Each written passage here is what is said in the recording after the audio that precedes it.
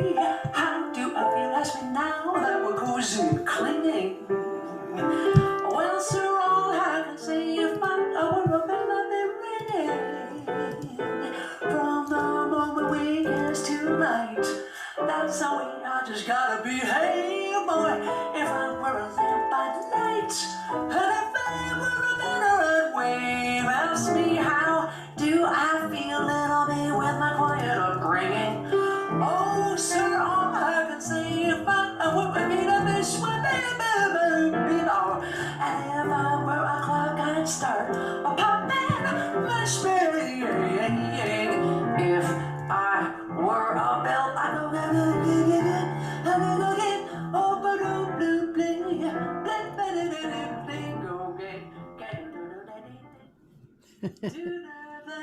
yeah, from me.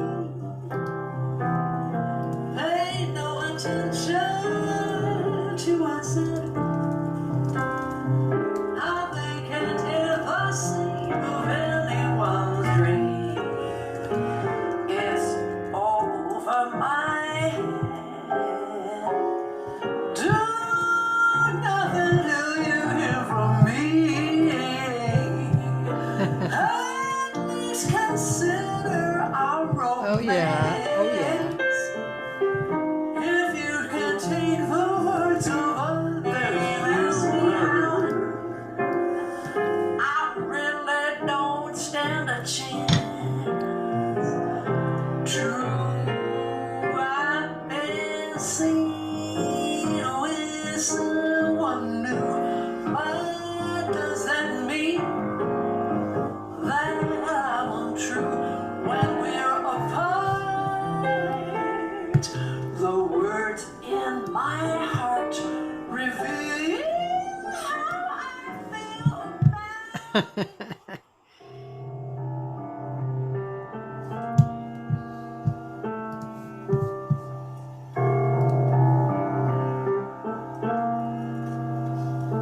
It was the 3rd of June, another sleepy, dusty Delta day. Woo. I was out picking cotton, and my brother, he was baling hay. At dinner time, we stopped and headed to the house to eat. And my heart at the back door, y'all remember wiping feet.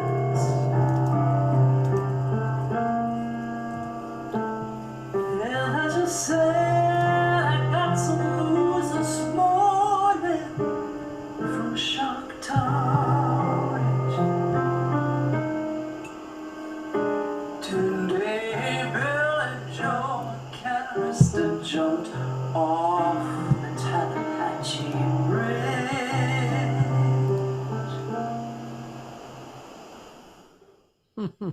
Yeah.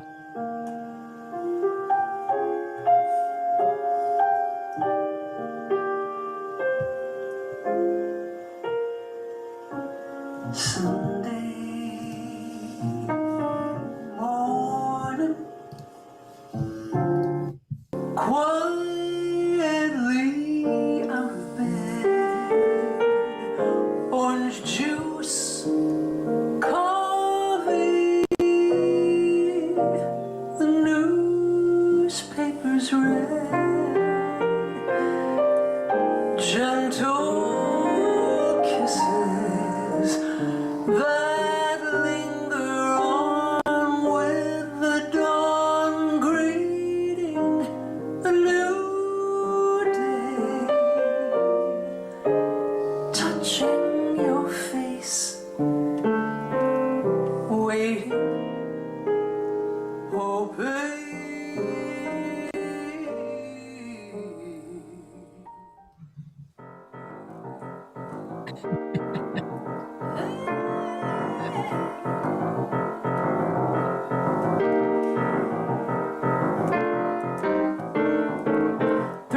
Snow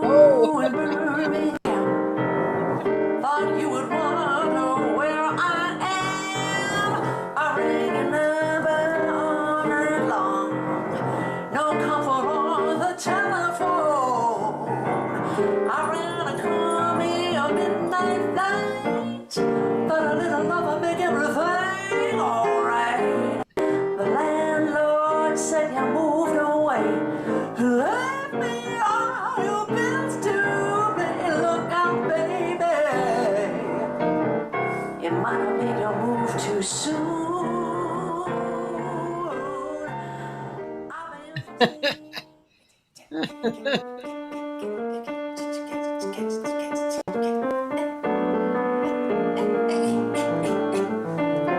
This is just a little song built upon a single note. Other notes are bound to follow, but the root is still that note. Now the new one is the consequence of the one we've just been through. Has about to be the unavoidable consequence of you. There's so many people who can talk and just say nothing. I have used up all the skill I know, and in the end I come to nothing, or nearly nothing. I come back to my first note, as I must come back to you. I am gathered to that one note, all the love I feel for you. And I wonder what's the whole show. Re mi fa sol la ti do. He will find himself with no show, but a plain note you know. He will find himself with no show, but a plain note you know.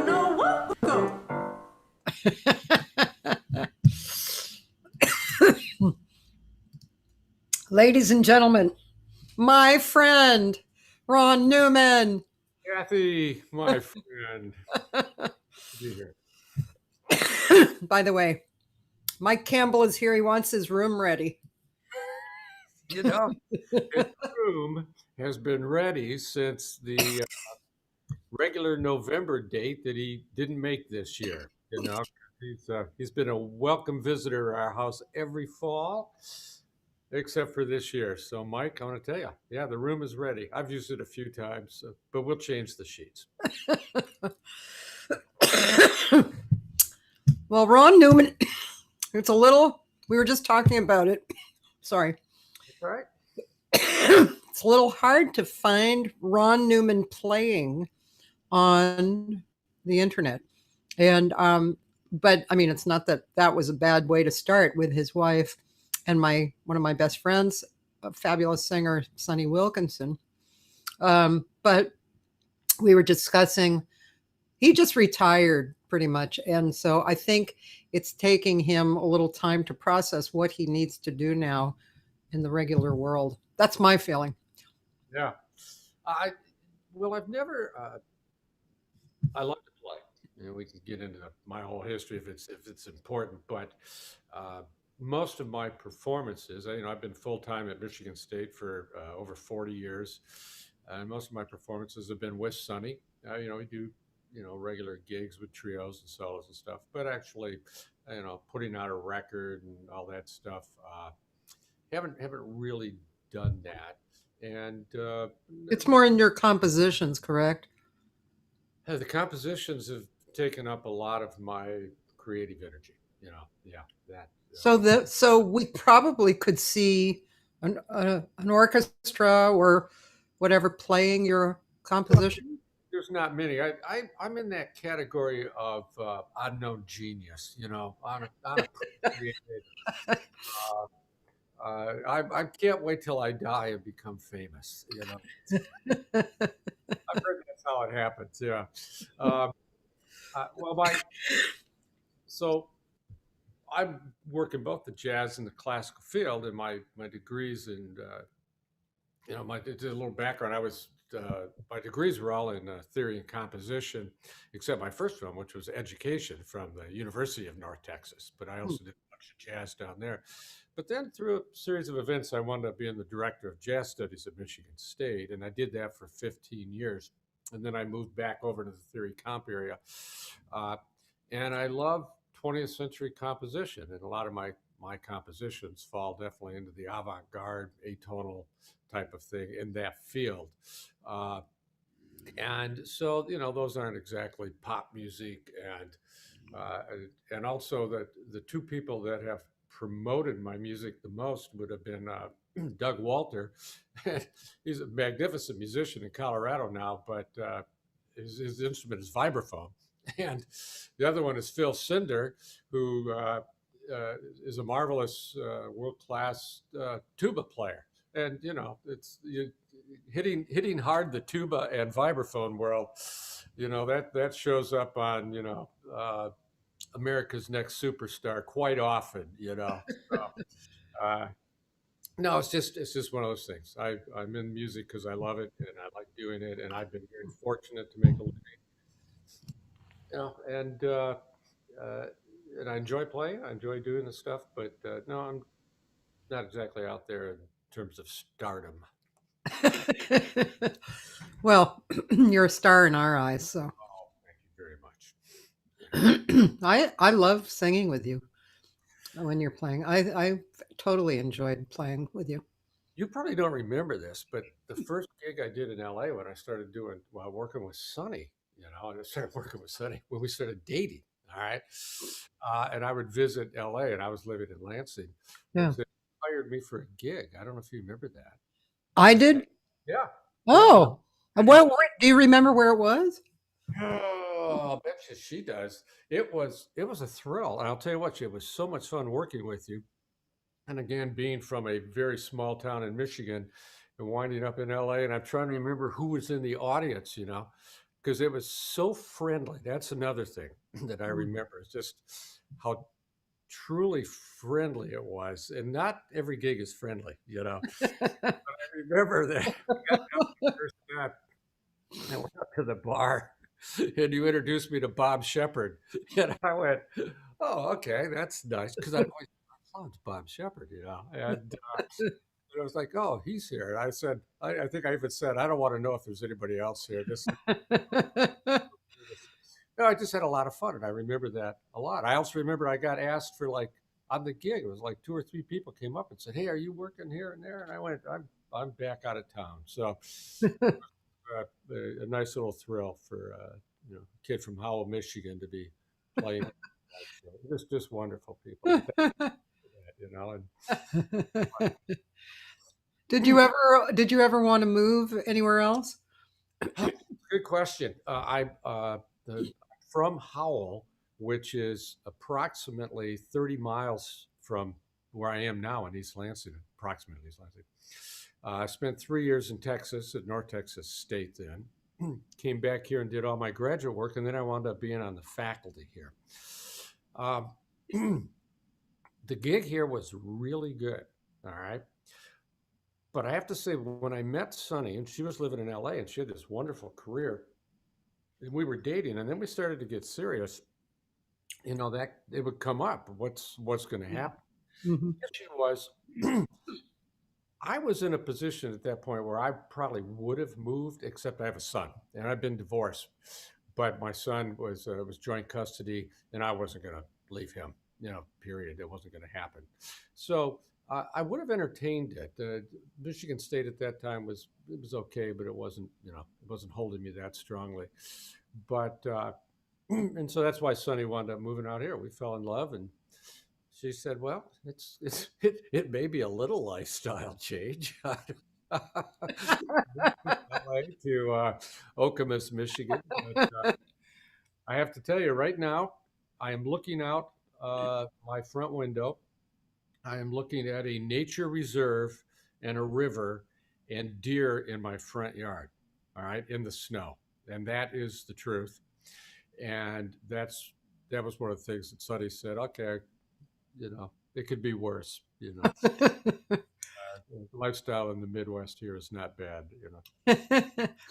Also, there's a really nice community where you are too, and so you guys are both very personable and like people and talk and so that's good too. I mean, Sonny was always like that, and I think that was if there was some place you had lived that didn't have any people around, she Yeah. might have reconsidered that, no matter how beautiful it was. Well, I think she reconsidered it 7 or 8 times a day, probably for the first couple of years. But I mean, she was, you come from the LA, just where it's go, go, go, go, go, and then she comes out here and she has to essentially start over. Yeah. I think it was great when she Steve Zagri hired her to work at Western, Yeah. because they loved her there, and it was such a great vocal jazz program. And then she wound up, moving up and working at Michigan State for all those years. So I think that helped. But no, it was a huge adjustment for her, and I'm very proud of the way she did it. Yeah. And in time, I mean, she always loved aspects of it. Yeah. LA's amazingly exciting, but it has its downsides. Yeah. Like, oh yeah, I want to go 15 miles away, and it takes me an hour. And if I got to go 15 miles away, if it's a back road, I'm going to get there in 11 minutes. But no, it was a big deal, but it was nice. And then we started working together right away too. And then she got out there and got to know the Detroit musicians and the Ann Arbor. Yeah. Yeah. So not to belabor the point, but if you were imagining in your mind at that time where to move, would you have picked New York or Well, Europe that or? time, the only reason I was imagining moving was to be with Sonny, so I would have moved to LA to be there Yeah. Okay. because I'd already done one major gig with you, and I went, hey, Yeah, I'm sure. I did friends in LA, mainly people that I'd been to school with in North Texas that Yeah. wound. Yeah. So that was a connection. Hmm. Uh, but I had never. I'm not a big city person. Yeah. I'm not. I love going to Chicago. I love going to LA. And I love doing the things. But after I could stay in Chicago for about 4 days, and then I want to see a cow. I'll come back. I'll drive through the farmlands of Michigan State and everything. Oh, this is really nice. So yeah, I'm much more of a small town person in that. I mean, we all have these dichotomies in our life where we should be here, should be there, and we have to make choices.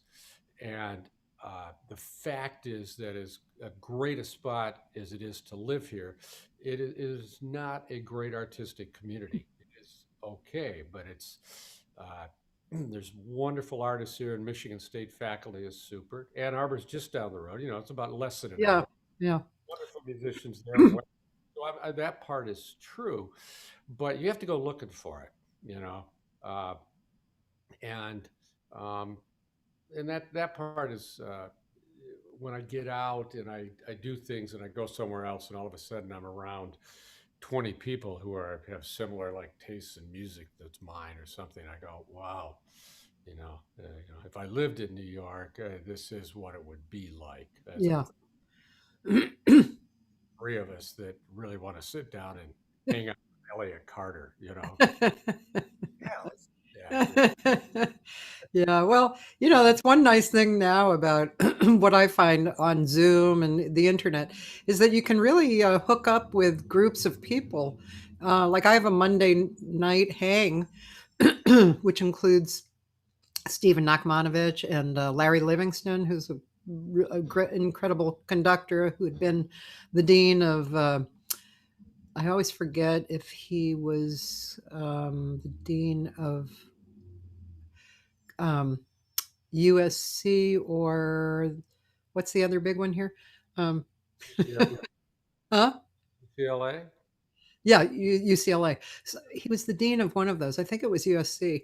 Anyway, so I have this Monday hang, Yeah. and it's great because there's classical and jazz people on. It's not huge, and but we've been hanging out for a few months, and it's just interesting where the conversation goes. And like I get enlightened about classical stuff. They get enlightened about jazz, and it's how did it start?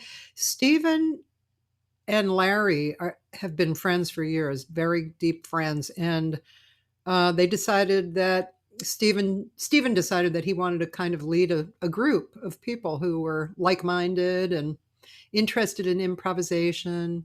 And so they started it, and then they invited a few people, and they said, yeah, you want to invite a few people too. You'd probably be welcome and enjoy it, probably, I'm sure. And so You had a Monday night, you said? Yeah, like let's see, for you it would be it's Oh, that's 6. right. So 2 nights ago you had it. What did you guys talk about 2 nights ago? Give me what's the session going to entail? Well, there were some names that I don't remember, but there was an Indian, a large set Indian man who is very well known for his creations, uh, percussive and vocal. Okay. You might even know who it is. I can't remember his name. He was brought up. We talked about, well, I just did a, memorial service for our friend Barry Zweig, and we talked about, you know, the tightness of the community, and also dealing with emotions, regarding loss. I mean, so the conversation goes many different places. There were a few questions. Oh, I know. Stephen talked about uh, just intonation, Okay. Yeah. which I didn't know. I didn't know that term at all. So Mhm. now I've been learning about that, which is really interesting. You know. Well, since I have a PhD in theory and comp, I know just intonation. I've forgotten it all. I understand, but I've been two tests, including on my comps, where I actually had to come up with the numbers of sense that if you've got just intonation, F above middle C is what number of cents, and I'm going, okay, it's very good. In fact, I've read 2 books on it in the last 2 years. So Oh, really? Oh, yeah, yeah, interesting. yeah. Yeah. So okay, so just And intonation. conducting information comes up because Larry's been a conductor so much. I mean, that's his whole thing. He traveled around the world conducting. And several people have been his students who are on there. They're violinists. And so, yeah, it's a really interesting mix of people who show up. Yeah, I think you would actually enjoy it. You should check it out sometime. Hoki, I don't know how you say his name. Joachim Vetter, 1985, Blue Lake in Bavaria Jazz Band Session 2. Lights went out in Lotstenton, and the band played on a very friendly concert. Okay. All right, here it is. We're in. By the way, I appreciate you telling me about the Monday night group. It sounds interesting. I have certain people that I talk to individually. I have a really good friend who's retired from the faculty, and I had a nice discussion a couple days ago with Maestro Timothy Moffat of the Lansing Symphony because I was studying certain scores, and I went, "How would you ever conduct that?" Well, I direct the Lansing Symphony Jazz Band, so I have an excellent resource, when I can get through to him. And in 1986, there's most people have heard of Interlochen in Yes. Michigan. It's a Yes. wonderful jazz group, and it's beautiful. And but a number of years after Interlochen started, there was another band camp that started, and they called it Blue Lake. And the people that put it together, Stanzels, and I won't go through everybody's name, but it was a husband and wife, and they were magnificent people. And they essentially said, Interlochen is great, but let's face it, it's for the rich. Even back then, you've got to have a lot of money to go there. Yeah. What if you just want to go to a nice music camp? So they put together a music camp over by Lake Michigan, and they called it Blue Lake Fine Arts. And it Oh, had very similar in music, classical, jazz. They got jazz into it right away. Uh, and at that time, they were doing European trips every summer. And they asked me to direct the high school band one year. And I said, yeah, I'd love to do it. I'd done the camp locally. And this was an amazing thing. What you did was I had there was a choir, a concert band, and a jazz band, and half the personnel came from Europe, hmm. and so half from the United States. So we flew over to Germany. They had a place in the Bavarian Alps, and we rehearsed for 12 days, and then we did a tour. Wow. So there was half a group of people that many of them spoke wonderful English. I spoke nothing of another language. I was just amazing. Mr. Vetter was in the band, and we had a number of amazing experiences. And one of them was, and he even knows where it is. That was amazing. We were playing a concert. I think it was in that little town just north of just north of Switzerland.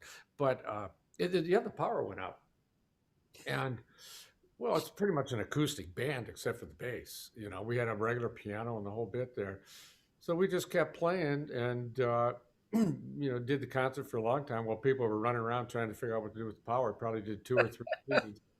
And enjoyed. And people we kept in contact, and then lo and behold, a few years ago, I get an email from him and Joey, and he's in Wisconsin of all places.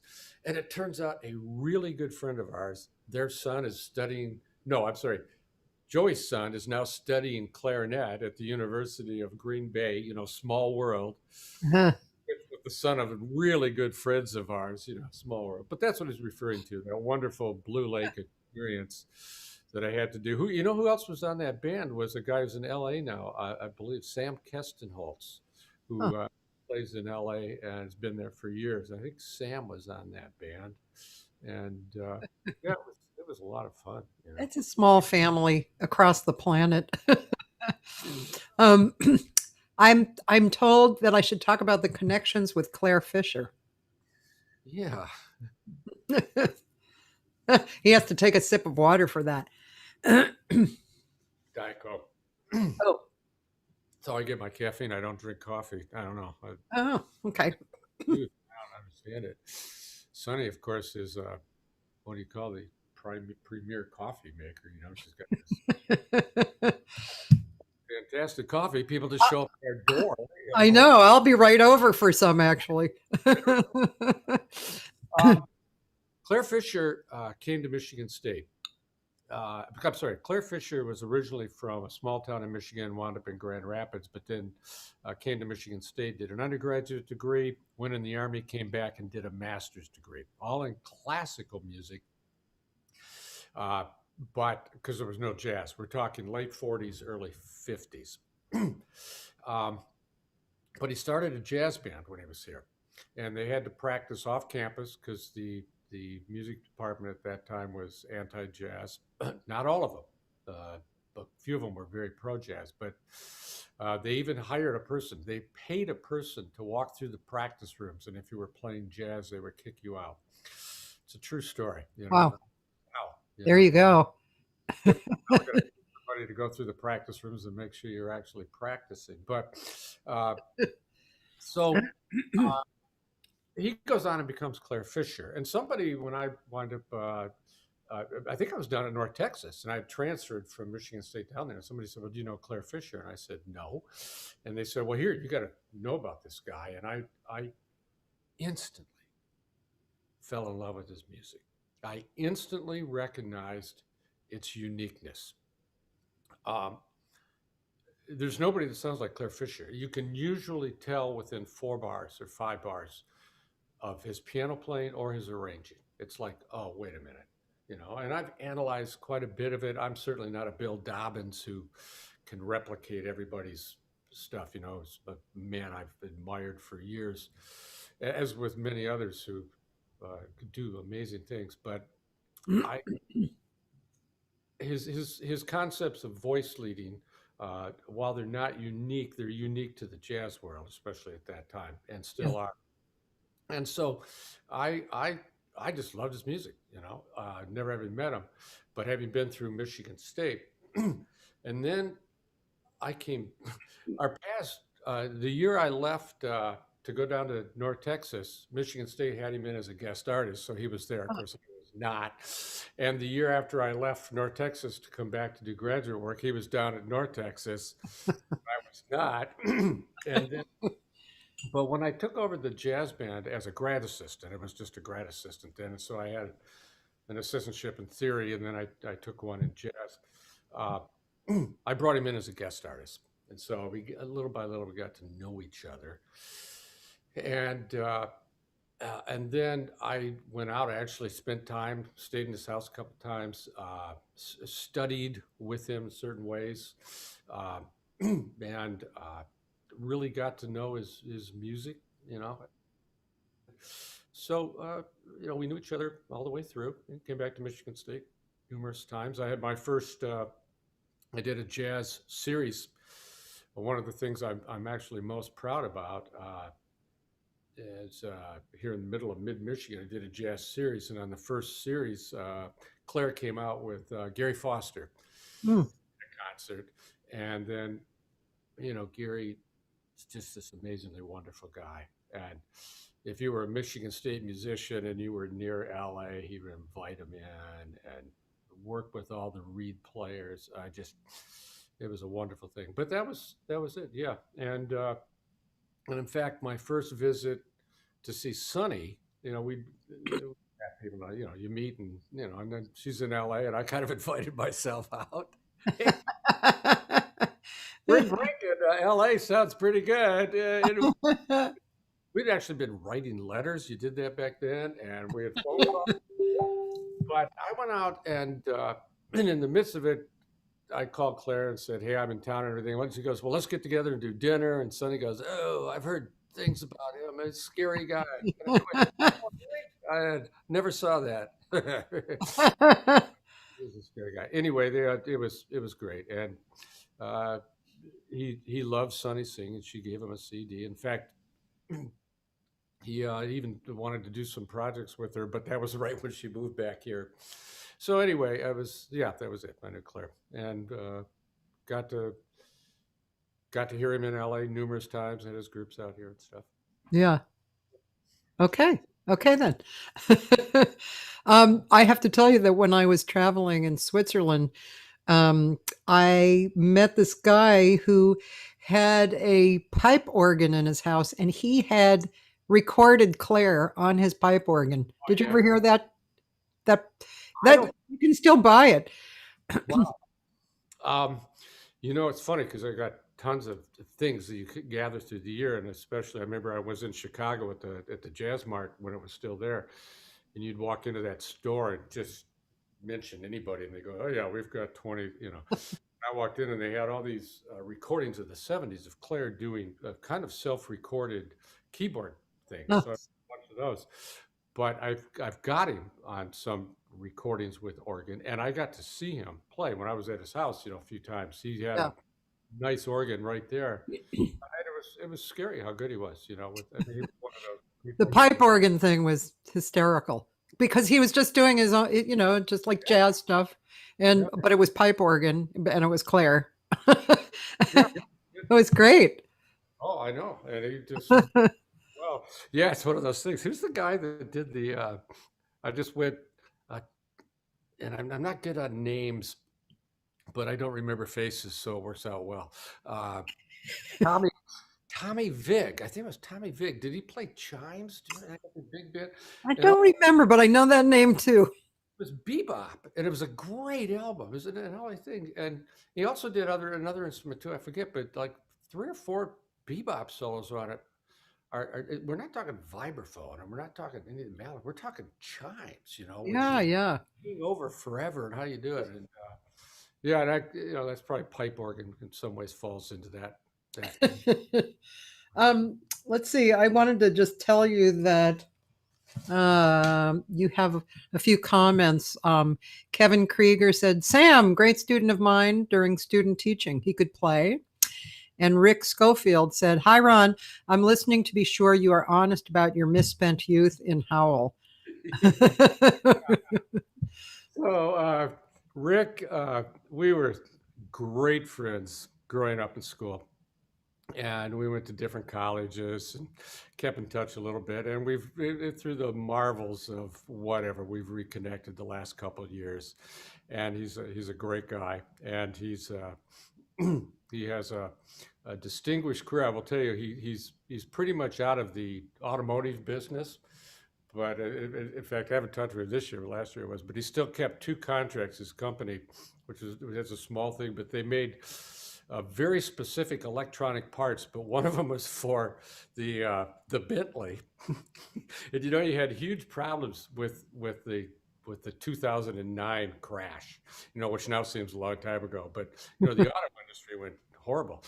But the Bentley said, "Yeah, we still need those parts," so he kept that, and then another small part for the French MiG, an air conditioning thing, and he was still doing that, and I just thought it was kind of fun. Well, it's just something to But yeah, we do. We go back. Some of my earliest memories are with that, and isn't that wonderful that here we are, approaching our 70s, and yeah, Yeah, it's great. Also, your wife says that you got my wife. Ron got Claire. Who's Claire? An honorary doctorate at MSU. That's Oh, met. Claire Fisher. Yeah, Oh, oh, wow. yeah, yeah. He did a big concert in front of the graduating class and everything. So Oh, well wow. deserved. That's pretty cool. Yeah, Claire's an unusual guy in a lot of ways, and people that know him know what I mean. But his he's one of the few people that I've been around that I would call a true creative genius. And when you're in a place like Michigan State, uh, I know a lot of people, and I'm including myself in that group that have those IQs that are up there. Yeah, Physicists, doctors, everything. yeah, They're amazingly smart. But he was the one guy that I got to really know who creatively you go, yes, as I mentioned before, he approaches his music in a way that brings in everything that he's ever learned, but he's going to put his own bent on it. yeah. He doesn't want to he didn't really care to do that, and Yeah, so people hired him. It was, you're going to hire me or you want me to sound like somebody else, and there yeah. it is. Yep. Yeah, and his writing is just, yeah, I did Pensativa on that Dreamsville record I did with Beautiful. Yeah. Josh and Larry, and we did it in three, and it worked beautifully. Yeah. Is it Larry Kunz? Yeah. They played at our wedding reception. Is it like these from Howell, Michigan? I have Larry playing. I remember, I've met so many great musicians at my wedding reception in LA. Version of Pensativa in 3. I haven't listened. I remember when we did that. We listened. I'd forgotten about that. Yeah, it works. It works well. Well, those Beautiful. chords come by so quickly, and Yeah. that's why it is. You just have to bend it a little more here or a little less here, but it does bend. But it's those chords. They. It's I have to say, it's one of my favorite songs. I'm not sure why exactly, but just the combination of everything is really beautiful. And he actually called me and gave me his lyrics. He really wanted me to do his lyrics. Now, that's the only problem I have. Not that he called me and told me to do that, but the song is, to me, feels like a happy song. Yeah. Ba, da, da, da, da, and the chords, but the words are kind of dark. This person sitting there pensive in the dark and losing, which is funny, but kind of weird, weirdly funny. Yeah, clear it. Plus, it's changed in the last 20 years because of sheer music. And Yeah, we've got musicians out there.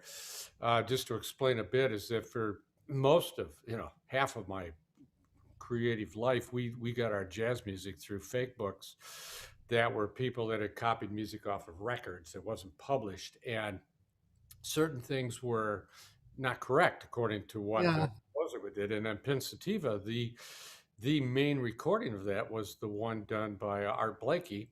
Oh, And when oh my gosh, this is a great trombonist. Sonny knows him. I remember I got to meet him. He says, "Hey, Sonny," and I go, "You know him?" He goes, "Oh yeah, we used to work on." Great trombonist on that. I'll think here in a second. But he actually changed the melody of the bridge. oh, Claire always said, "Oh, Freddie Hubbard changed the melody," and I've always been pissed about that. But it wasn't Freddie Hubbard; it was the trombonist. So bridge melody that people learned probably up until at least 1990, it always irritated him.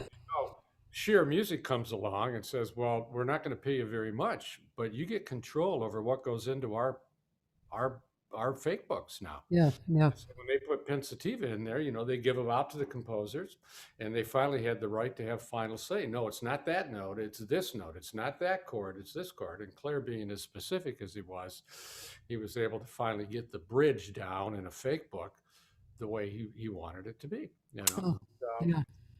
it's a beautiful tune. It has. Uh, it's very interesting to analyze it. I think one of the reasons it's appealing is just because it is beautiful. But how do we describe that? You know, Yeah. especially with something that's it's like, boy, this sounds like an easy tune, you know, but it's absolutely one of the hardest. It is. And it transposes at the bridge, right?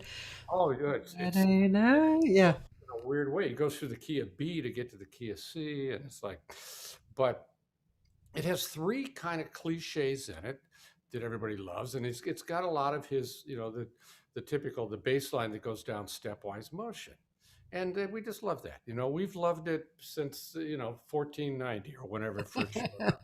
Yeah.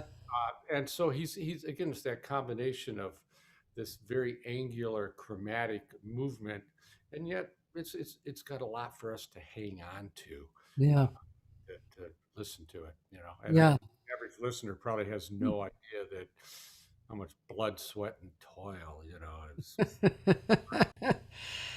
Do you have a favorite? As long since we don't have too much of you online, do you have a favorite Claire song that we might listen to? Oh my gosh, I have so many. Yeah. Um, oh, and I always get some of them confused. Um, an album that a CD that went out of print, and then I think Brent has brought it back, is called "Whose Woods Are These?" And I just want to say to people that it was the woods has a picture of woods and everything, but he does it with clarinets and a clarinet choir, and it is a stunningly beautiful album, and he does a tune on that called Memento, and it's very it traces its roots back at least to Bach, and Sorry, yeah, it's I one of was my favorite yeah. ones. Actually.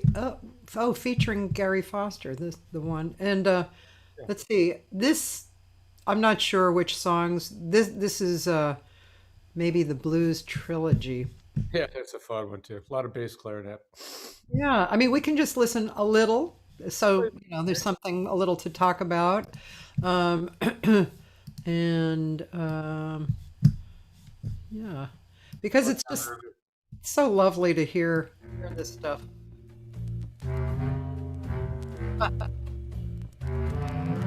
Oh, wow, bass clarinet and such. It's actually contrabass. He made contrabasses on the. Contrabass.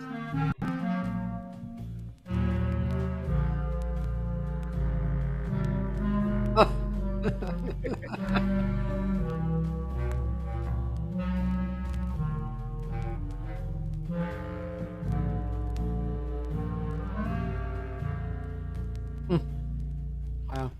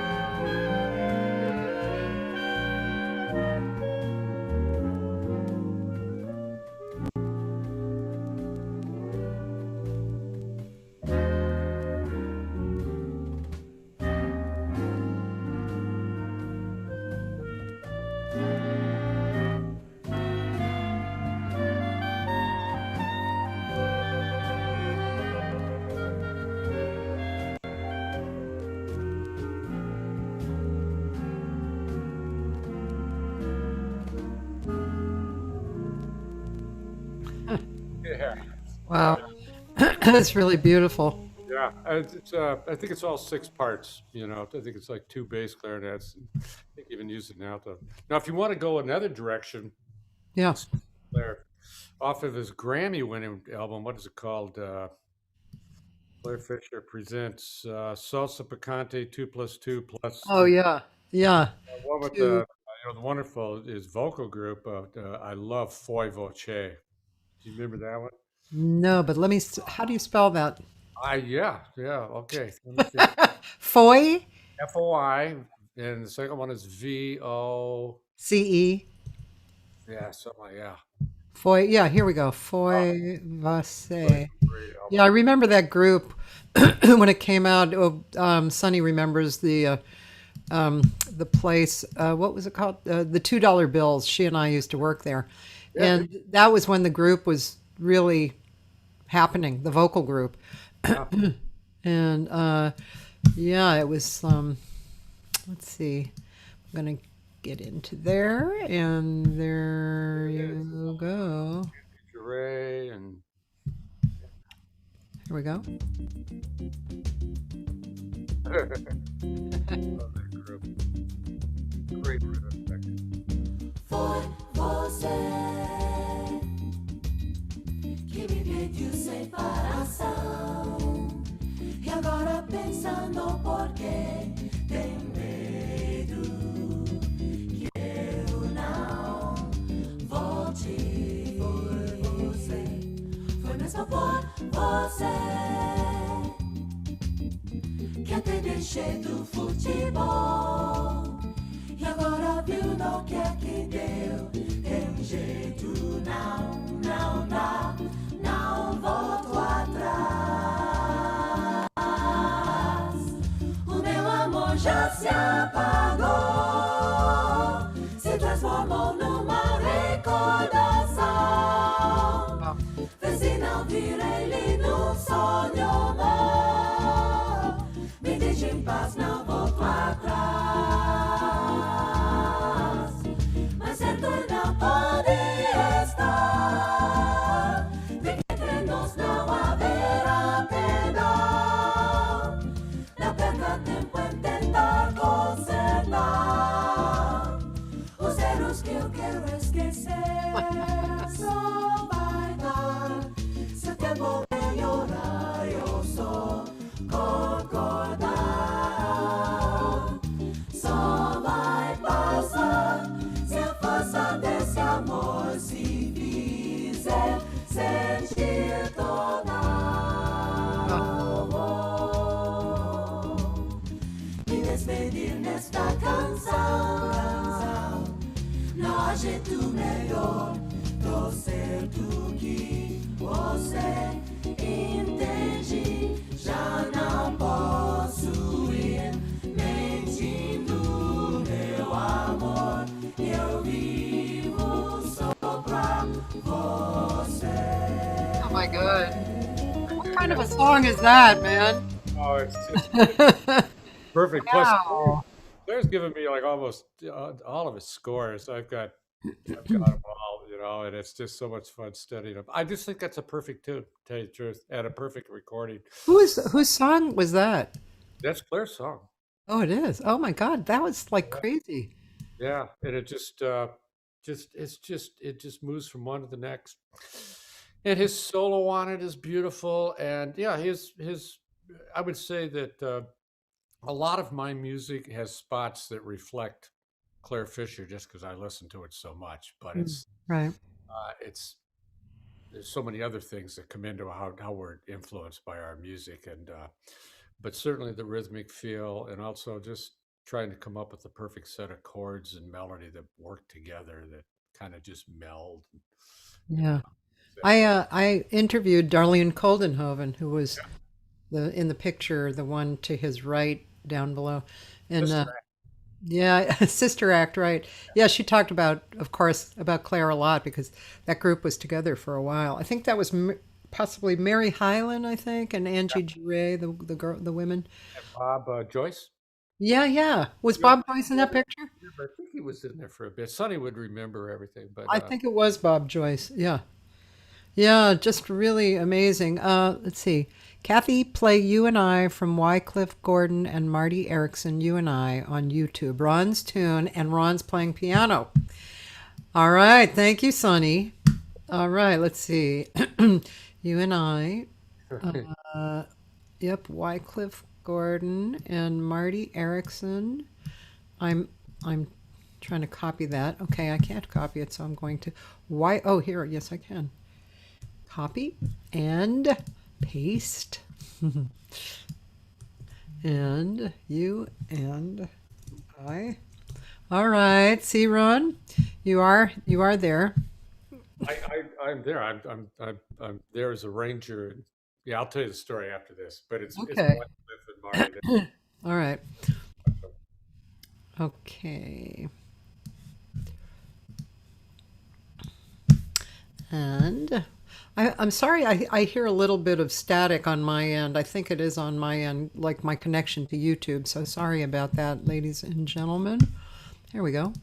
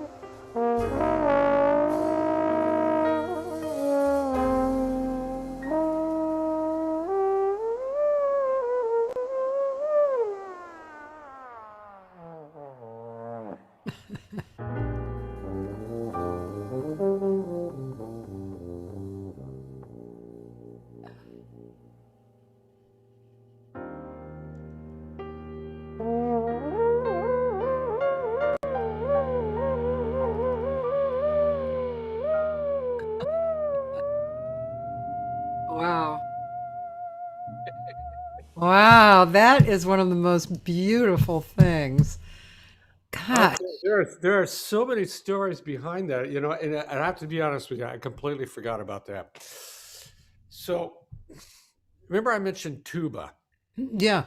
I mentioned Phil Cinder. Well, the other person with tuba is Marty Erickson, and Marty showed up in this area after being the solo tubist with the United States Navy Band for years. He's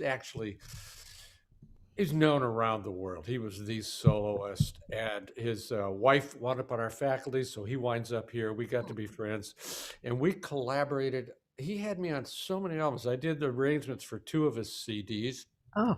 half really, and uh, and actually what mostly was he would hire me to do the arrangements and he'd record them somewhere else. So he recorded one in, I remember in, was it Marvin Stamp, Steve Houghton was on that one. I'm trying to think of who else was on that. Uh, uh, anyway, so this one, he was, Wycliffe was on the faculty at Michigan State, and that's how we all got to know each other. And man, I still remember Wycliffe, the first time Wycliffe and Sonny did a duet at a faculty jazz concert here, and it was stunning how locked in these people became, you know. But so Marty says, "Hey, I got another album. Wycliffe's going to be on it. Can you write some arrangements?" I said, "Yeah," and then he'd often bring me in just to be kind of a second set of ears, you know, and that was fine. And I didn't think anything about it. And I showed up, and it was just one of those things you show up Tuesday night at midnight on some little plane to get you to Oshkosh, where we were, and Appleton, that's where. And then you want to go to, then you get up the next day and you start recording. And he said, "Well, you know, you're playing on the album."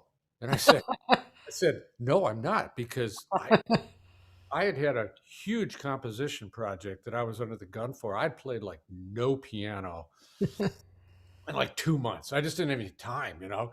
And he said, "Oh, I got you playing piano on this." I said, "You didn't tell me that. You always said." So that was the first shock I had. So I was like, I'm going to spend all night playing scales and try to loosen up a bit. Not naturally limber and a technical pianist.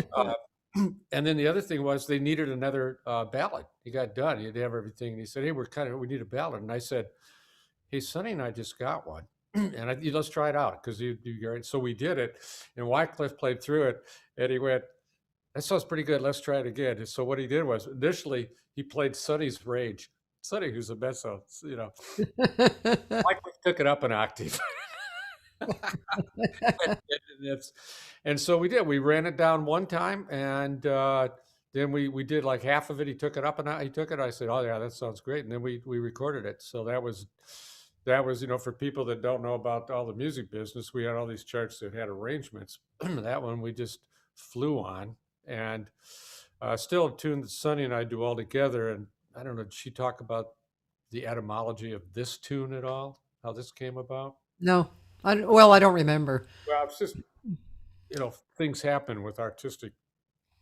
We had written a tune for a children's choir, and when I got the go for it, this is a killer children's choir. But I said, I'm not writing some stupid tune with a jazzy feel. I said, if you want a jazz tune that's geared toward your level, we'll do it.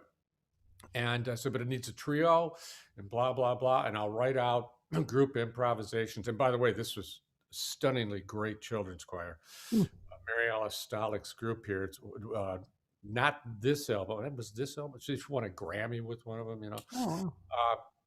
So we did this, and they did it and up in Minneapolis at an international convention. And that night, I get a call, and it gets published, and I get excited. I go, "Oh, you know, let's do another one." So I come down like the next week, and I say, "Let's write another one." And I go, "Oh," so I wrote this little waltz, and I give it to Sonny. And of course, she's thinking children's tune, and so it's got to have some sort of children's thing.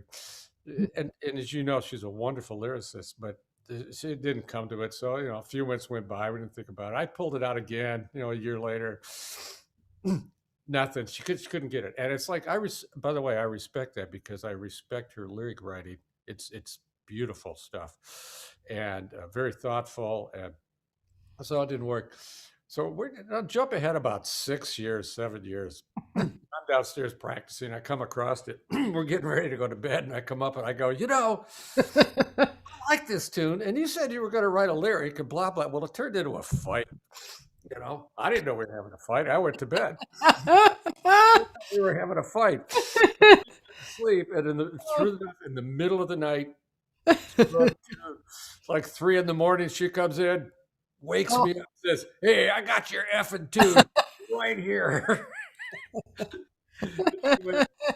She goes, I couldn't write a children's tune. She said it's just a beautiful tune, and she came up with a love song, and it's really about us. It's most of it. Oh, And she wrote this beautiful lyric. We've recorded it, a couple times, and I'm going to have to get that chart. other people have recorded it too now, and so it's really nice. And I've also got Marty and Wycliffe Gordon, and I just tell everybody, if you ever get a chance to cross paths with either of these gentlemen, Yeah. you won't regret it. They are simply the nicest, most amazingly wonderful, astounding musicians who you would just always just want to be around. Well, just listening to them and also actually looking at the picture of them, Yeah, just really beautiful. Yeah. yeah, You can really pick it up. that was fun. It's Beautiful, beautiful. that whole album. They just, it's Wycliffe and Marty, and it's a nice trio, and I hack my way through a few tunes, with figures that are like, "What? You're playing piano? I can't touch the piano." And by the way, I'm not exaggerating. I just, when you're in deadline, yeah, those come first, and it was just, but it was fun, and I Yeah. for all the opportunities I got to record and write stuff for a lot of great people. Yeah, that's really great. By the way, Frank Potenza is here and he says he loves you. Actually, you didn't say that, Frank, but I did. Well, yeah, yeah, Frank is one of the first people I met when we came out here. He's been out here and performed. We keep threatening to try to get on a golf course together, and I hope we make it happen. And I love him. He's just, and of course, what a wonderful player. So yeah, He's a great person. yeah. Um, what? Well, when did you retire? So I retired about 1.5 years ago. Yeah. How has that been, just regarding retirement and the way your mind what has your mind done with that? Yeah, it's a great question, and it's one of those things that a lot of contemporaries think about. First of all, I was ready to retire. Michigan State does not force you out, and I enjoyed my job immensely most of the time. There's a few periods there. I actually remember one period where it was not fun, but We had some tough times, but that was it. I also was in an area, the music theory area there, that was just a wonderful group of people. And I said, "Hey, what are you going to miss?" And everybody said, "Well, we're not going to." Everybody says, "I'm not going to miss the meetings." And I said, "I got to tell you, I'm going to miss the theory meetings." We get together every week or every other week, and we'd have to deal with business. But these were really smart and really funny people. And the faculty changed so much over the years. The new people came in, and once they figured out they didn't have to be, stuffy theory people. They could be just whacked as we all were. They were just brilliant and funny. So it was pretty copacetic. But at some point it's a grind. You do a lot of the same things. I taught the same courses. I love the courses I taught, and I kept trying to revise them. But at some point, it's just old. And I just decided we got to the point where we thought we could do it financially. So that's why it was. That's how it came about. Now, retirement itself, I played a lot of golf until I got separated shoulder earlier this year playing tennis with the aforementioned Phil Cinder, the tuba player, who hit a drop shot. And I said, "I can't get that. I'm way back here. I'm 67 years old. Why are you?" But then my other part of my brain said, "Go for it." And that part of the brain, as I stumbled toward this drop shot, fell on my shoulder. Wow. But so it was fun. I did a lot of things, and I started practicing piano regularly, and I wouldn't say that I was driven. I'm not a driven person. Now I'm going to be done and I'm going to uh, write my book. I'm just not that person, you know. But I have a lot of interests. I do a lot of reading. I'm studying Spanish every day. I am horrible. I have no affinity for languages, but I love them. I have to say, I love listening to other people. And so now it's every day I get up and I've got a computer thing and, you know, I do a little bit of Spanish. Um, but it is an adjustment to suddenly not have a vast amount of time spoken for. And that's the one thing that, because we always say, hey, I want to do this and I'm going to do this. And you go, you know, so you had to adjust to that. And you also have to adjust to being together all the time. Now, this is pre COVID. So, you know, so it's like, and Sunny and I are so compatible, but there would be numerous days where she, you know, I'd walk in the house and she'd be sitting there with my golf clubs going, don't you want to play golf? Don't you want to play golf? Yeah, okay, all right. Because of course, she'd be used to being at home and teaching here and doing stuff on her own. So there is an adjustment there, but I found lots of ways to fill it. I absolutely love it. And then, of course, just when I was really hitting a groove, COVID hit. And then then we all became retired in a certain way, except for Yeah. all the people that have to work and do their jobs. They're retired in the sense that you're probably at home, Yeah. but now you get to do it. It's and having taught online and having to do it on the fly and get that stuff up fast. Uh, I have a lot of sympathy and empathy for that. Yeah. And the other part of it, yeah, I love retirement, and I love You it. know what I find sometimes this sounds funny, but I don't think I'm alone in this. So sometimes I will just because there's some emptiness. I do actually have some emptiness sometimes in my life, not doing things. And all of a sudden, I will look at something that basically is in front of my face, something that I could do that that seems like an absolute no-brainer. And I wonder why the hell I didn't see it before. And it's because I was doing something, you know, and you did something, then you finished, and then instead of having a big space to look around, you went into something else, you know. And which is, it's just so interesting, you know, to see that and to see what is actually has been lying under the surface, you know. And I think that's really true. I've always been a person that you know, we're all busy. When you get your big jobs, you're busy. But I've always wanted my own space, and I have always wanted free time, and I value that because I just like to think about things. I really do. And one of the things that I wonder about, uh, and I've read quite a bit on this, is that we have so many things uh, that are fun to do, so many things that are around us. Uh, do we?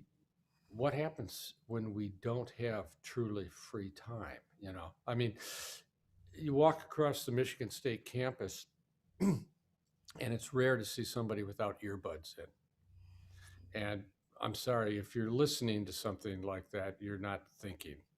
You know, you're not ruminating. You're not, you know, things just come up if you let them, as you said, you know, and that's certainly been true in my life. And that's something that continues. We love to take walks, both alone and by ourselves. And yes, I've got ear pods and I love listening to music, but at the same time, I love to go out and just listen to nothing. You know, people say, you must have music on in your house all the time. And I go, no, I don't have it on all the time. I do. I like to ruminate about things, and things get solved. And I think that's, but you need the time to do it, and it's difficult when you're going 24/7. Yeah, yeah. Yeah, life is life is pretty interesting with all this. Hey, guess what? It's Frank Potenza's birthday. And not only that, Frank, I don't know if you knew this, but it's Bevan Manson's birthday too. Amazing. Two amazing people and musicians. Yeah, Shall we yeah. sing to him? You want me to sing? Sonny, Sonny suggested it. just got to sign off on it, 'cause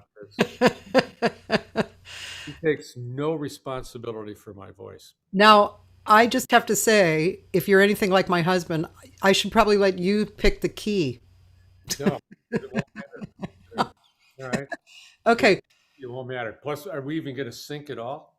No, but it doesn't really matter because Frank is going to enjoy it no matter what. I'm going to be this drone in the background. Okay. I'll be the low string on the sitar. Okay. Ready? Yeah, sure. Happy birthday to you. Happy birthday To you. happy Happy birthday, dear dear Frank. Happy Happy birthday birthday to to you. You. I'm dropping out so I can hear you. you. Haven't tried to do that anyway with students. It's totally impossible.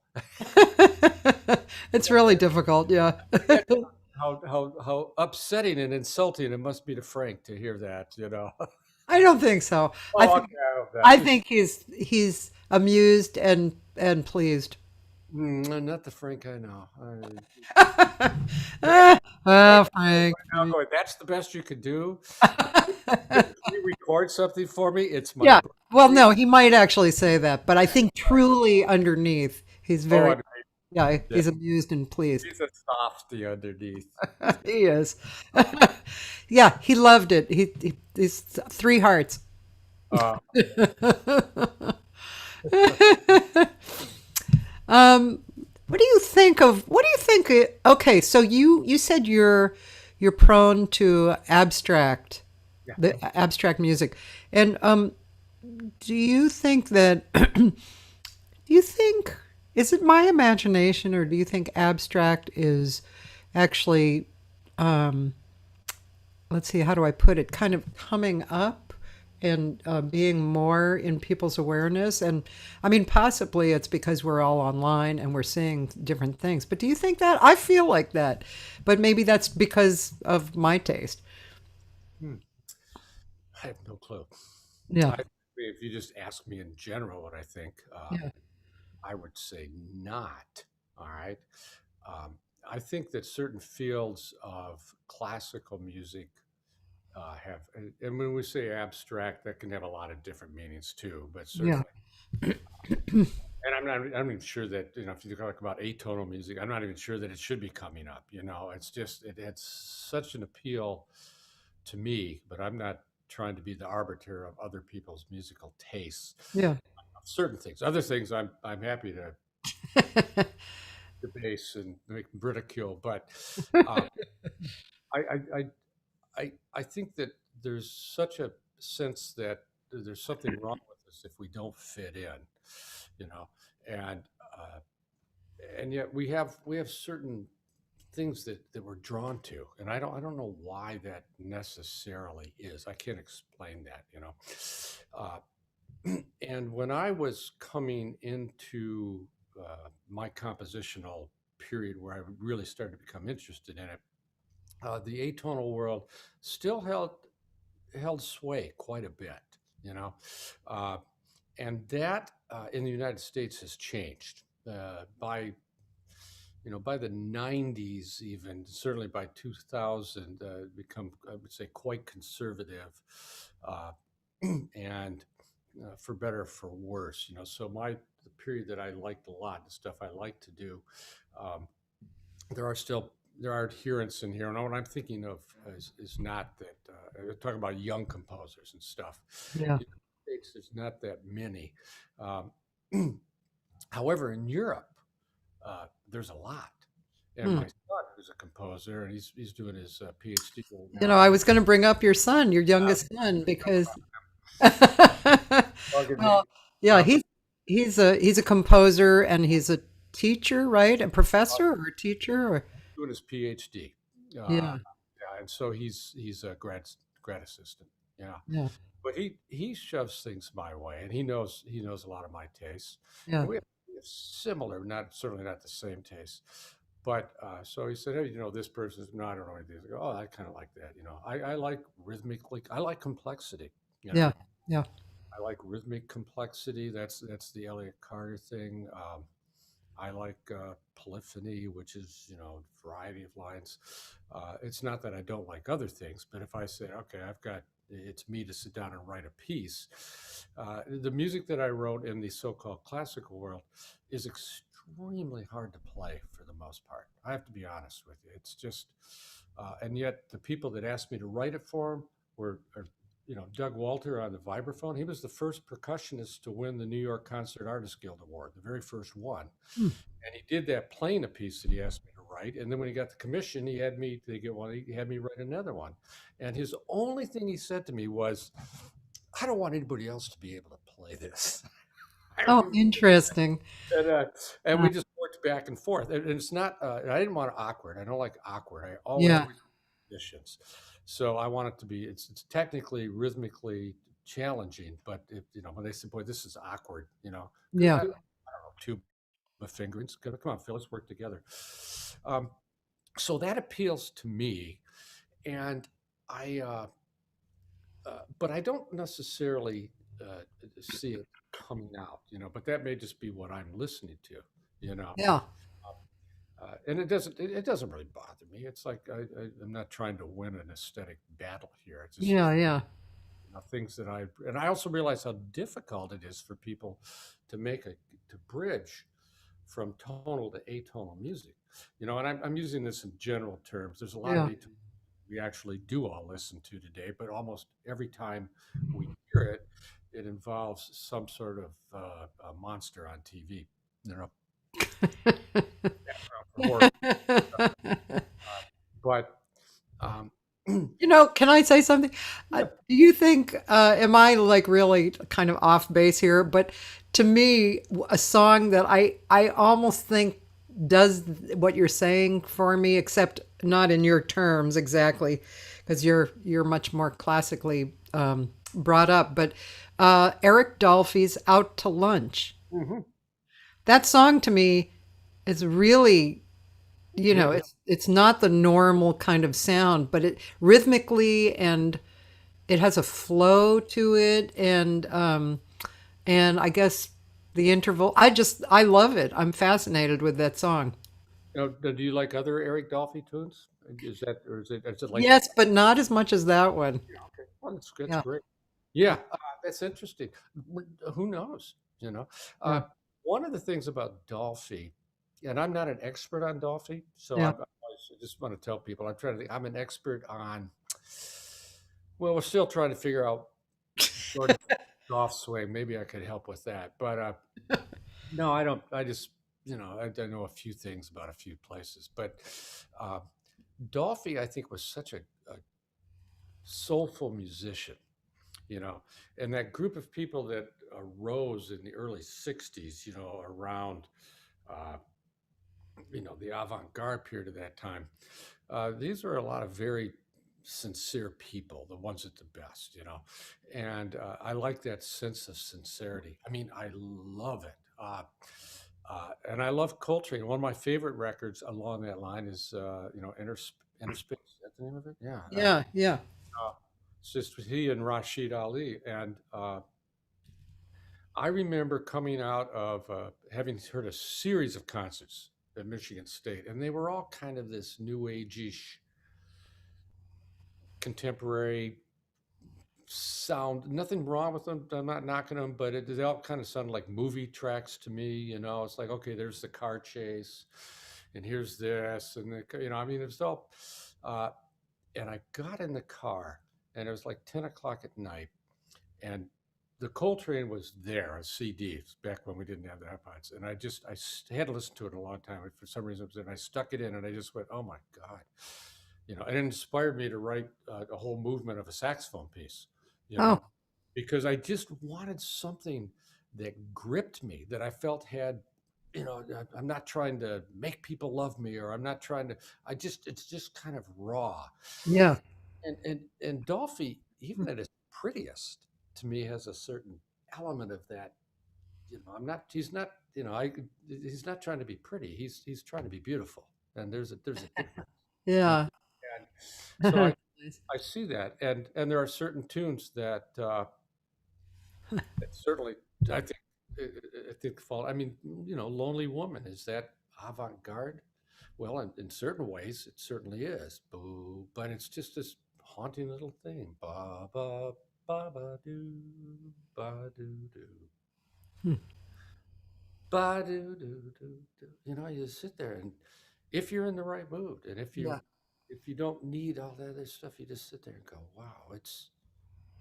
And in the background, there's all this stuff going on, and yet, partly maybe because of the mixing job and everything else, it's like, no, it doesn't interfere. You just hear Ornette do that, and it's just, and there's a lot of avant-garde jazz that does nothing for me.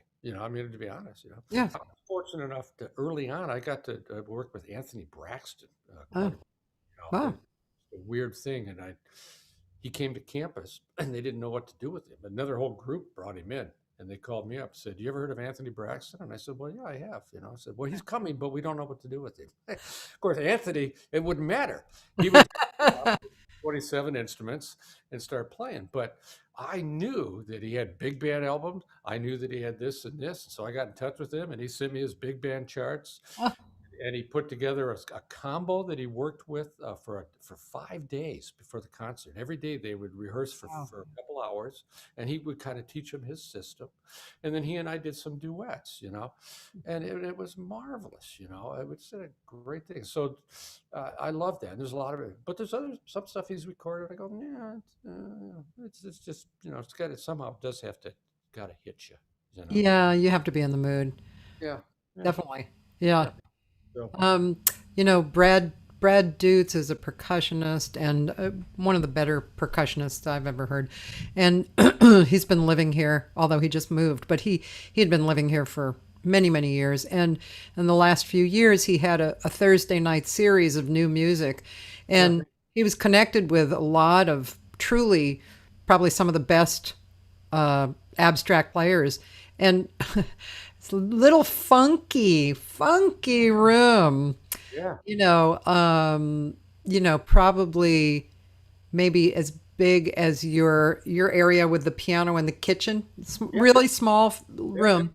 And you would just be sitting in the audience listening to this incredibly beautiful Yeah. abstract stuff where they were feeling totally free. The audience was right there with them, and the cost was low, and it was just really a fun series, amazing. And sometimes I would sit there and I would just see, this is how I think. I'm sitting there, I'm totally in it and loving the feeling, and what happens, I immediately think, why aren't more people here? I should share this. We should share this. We should get people here and listening to this, because if they heard this, they would love this music, which is Maybe, funny. Huh? Maybe not. but isn't that's one of the joys, and I think it's one of the great joys. And those of us in jazz, and it's probably true for all music. And I don't mean to say, if your love is 60s, 70s country rock, it's like, should play maybe 70s, 80s country rock, but uh, that's fine. Do you get it? But what we know is that we get that depth of feeling. You Yeah. know, when you said, "What's your favorite Claire Fisher album?" And I go, "Boy, I just boy, that solo does it for me. This does it. That is, these performances. Last week Steinway did a thing. It's called 8 by 88 or 88 by 8. I forget. And uh, oh God, the great pianist Fred Hirsch. Fred Hurst set it up. And of course, all these young pianists who I have no clue who they are, but they did pre-recorded at Steinway Hall and duos and singles. And it was to raise money for the American Musicians Association. And I thought it was going to be online forever, but I tried to find it today and I couldn't, because it was on YouTube for a while, Oh, just a week ago. And everybody came out there, including a young lady from Boston who's definitely in the avant-garde category and stunningly great thing. And I wish I could remember her name, you know. But do you know who Christian Sands is? No, I don't think so. To be honest, I think I'd heard his name one time. He comes out and he says, "I wrote this tune, and it's just trying to get through COVID. Hope this helps. You know, I call it Joy." And first of all, he's a marvelous pianist. But and I'll be honest with you, he couldn't have done it without Keith Jarrett. All right. So it's a Keith Jarrett type of thing. But I have no problem with that. Okay. Those chromatic movements that Keith does and everything everybody else started to do. And you go, yeah. And it's not really gospel, but it's that got that little feel. Huh. And he proceeds to play about a 7-minute piece. And Sonny and I watched it together, and I'm not kidding you. It got done, and we had tears. Wow. It was that moving, you know. And pianistically, it was wonderful because he had a lot of improvisation, but he'd worked it out. I mean, this is my wife, and we can share this type of immense set of feelings together, you know. And I will say one other thing. I wrote to Christian Sands. I found his site, and I just said, "I just want to tell you, you know, that was so moving. It was just remarkable." And lo and behold, he wrote me back the nicest email, which is I Oh, think is very nice when you write to somebody like that. But those things that we can do, you know, I listen to. There's certain classical. There's moments in Stravinsky's, you know, Symphony of Psalms. There's one thing I've only heard it 500 times, and yet every time I hear it, I just go, there may be a God. You know, I don't really know. How do we, you know, and that connection you're talking about, we know we share that it's extremely deep, and we're not sure that people that don't listen to this kind of music can you get that deep out of pop music. I don't know. I think maybe you do. You know, I think people do it, but I think maybe that ties into other things in their life where we're getting it truly that the music resonates with us. I don't know. yeah. Yeah, that's actually an interesting subject because, well, like I've been working on a project with music from the 60s, 70s, Yeah, 80s, yeah, and so looking back at those songs, um, there's a huge base of songs that moved me. yeah, Huge. But what I find is, and some of the songs moved other people too. But the thing is that that was like just as an example, I did "Make Me Wanna Holler," oh yeah, from Marvin Gaye, and so that period of time was married to that performance and that song, and that's why a lot of us were flabbergasted over that song because that time period was so visceral and it was dramatic. I mean, we were young people coming out of a socio political reality that song opened the door to another way of thinking and a freedom, and so that I think that also makes a difference, especially with pop songs. I mean, look at James Taylor. Geez, I went to yeah. a concert last year. There was nobody who wasn't singing along with James. No, no, but and he, went on and on and on, and he was even doing kind of looser versions. He wasn't doing the exact record version, and I mean, that's really making an effect on a lot of people, and part of it is just the music is beautiful, and part of it is other things. It it's hard to explain. I know when I go back to things that it's a pretty good question. Is when what was one of the first tunes that actually moved you? You know, because I go back and I look at my influences when I was very young. By very young, I mean from birth on up, because we had music in our house just all the time. My parents were not musicians, but they love music. And so, I mean, I was a huge Elvis fan at one time and went to see all his movies. And then but the thing that got me going into jazz, people just laugh at this, but I gave a whole lecture on this.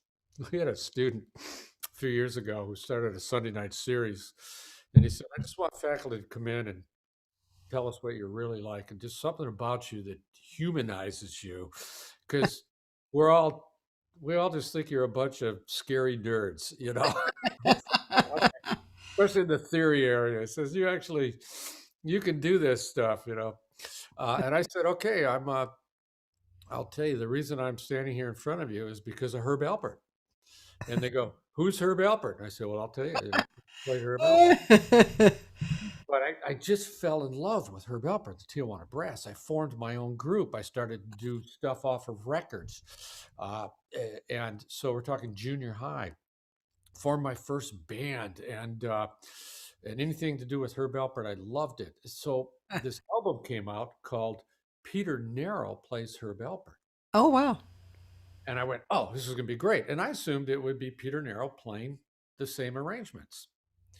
But it wasn't. It was Peter Narrow. You know, Peter Narrow comes out of Juilliard and he gets into the pop jazz world. Now, he's got technique like Oscar. You know, he's amazing. Yeah. But he got into this, and his jazz chops were wonderful. Now, over time, he kept doing less and less of that. But he was still doing quite a lot of improvising at this time. And just some nice stuff. Plus, it resonated with me. And I put that album on and played it, and I hated it. Because, wait a minute, that's not Tijuana Taxi. We all know Tijuana Taxi. Where's the horns? You know, you know, he's doing this other stuff, and I hated it. Except for one tune, and it was his version of What Now, My Love. And he did it as a ballad. Oh. I can often trace that that's the first tune that moved me. I simply went, that's beautiful. And so I bought another Peter Narrow record and the quasi jazz. Now, by the way, I'm still hearing jazz in my house, but I'm not thinking of it. We've got Ella. My folks, you know, I've done radios on. You would hear, people don't realize it now, but radio stations would play jazz back then. I grew up with Basie and that, but you know, I liked it, but I didn't think of it. But I finally got into it a little bit with that, and I mentioned to a friend, I said, yeah, I'm kind of into Peter Narrow. And he laughed at me. He just said, Peter Narrow, you know, and boom. And the next day, this was a band director of mine. He said, here, and he gave me Bill Evans records. Bill Evans. Now, by the way, I still listen to some Peter Narrow, but it's a different, the gap is immense.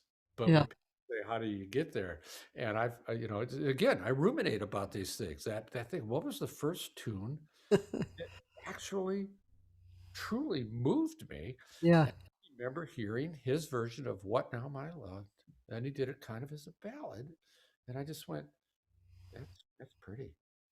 I like that. And what's so cool. You know, he was improvising over it. Yeah. And that puts it into a different category, you know. I'm at Interlochen and I hear Dvorak's New World Symphony. And I went, oh, wait a minute. I've been, you know, dabbling in classical music. You know, it changed my life, you know. Yeah. That extra gear of feeling that level of it, you know. So yeah.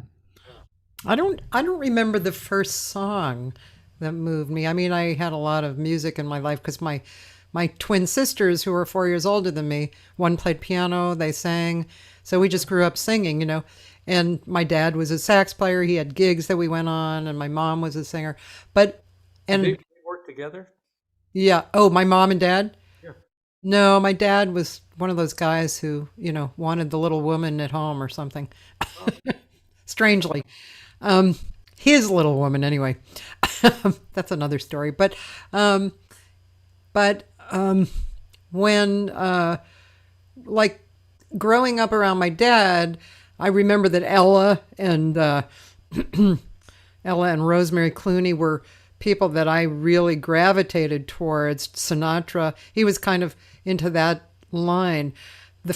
I do remember the first experience that I had where I was blown away my sister and I went to uh, the Jazz Workshop, which was in Boston. There was the Jazz Workshop and Paul's Mall, were owned by the same guy, and they were right next to each other. And I think the Jazz Workshop was the smaller one. And I sat in the front row, modern jazz quartet. Oh. And I was totally sold. I absolutely went over the moon. And it was the whole experience. It wasn't just the music. It was how they carried themselves, you know. That really just grabbed me. It was like this kind of honor and respect and commitment to the music and kind of an ethical presence. You know, that whole thing was just, and the music just totally, totally blew me over, you know. Modern jazz quartet.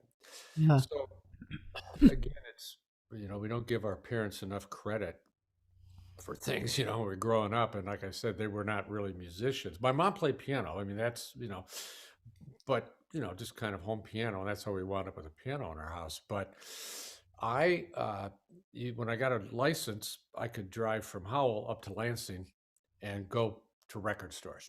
And I'd go between Lansing and Ann Arbor. And there's up here to Marshall Music and go to the Cutout Bend. And those of us old enough know what that is. And I loved the artwork. And so here's this wonderful, I have no idea, what it's supposed to be. It's kind of an abstract thing by a group called the Modern Jazz Quartet. I have no idea who they are. I just loved the album, and it was like $1.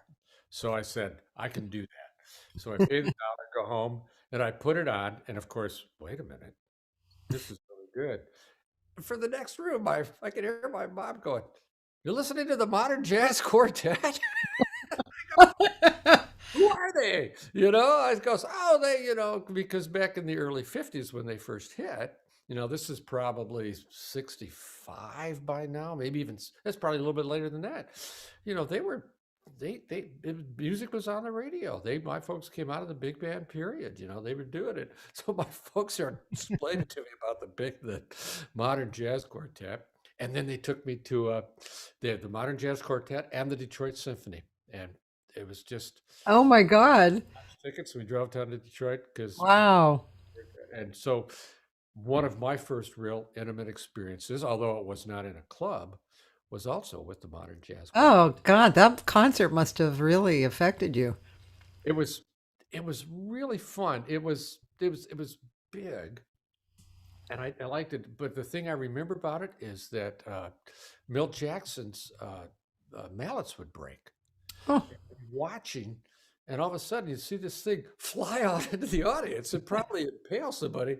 And he had all these ballots right there, and he just picked another one out. But about 3 times, I swear. I was like, did I make this up? I was talking to people. Is that just some false memory I have? But I remember, he had all these mallets, and every now and then one of them would go flying away, and he'd just pick another one out and keep playing. And somebody in the audience would go, "Off!" And they'd carry on.